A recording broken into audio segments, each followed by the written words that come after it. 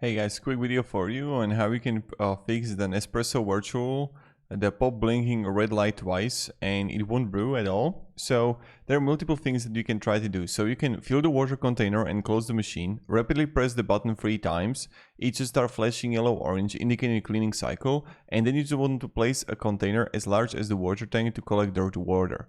So, and then you want to also descale, you need a descaling solution. So repeat the process until the water runs clear and the close shows no brown residue. So this is how you can like completely clean it and it is going to work. But of course what you can try to do is that you can clean it with the paper cloth. Like all this, like when it's working, there is going to be a lot of residue probably. You want to clean it, or when you are, when you're cleaning your ears, you can also use that, and that should possibly work to fix the issue that you have with it.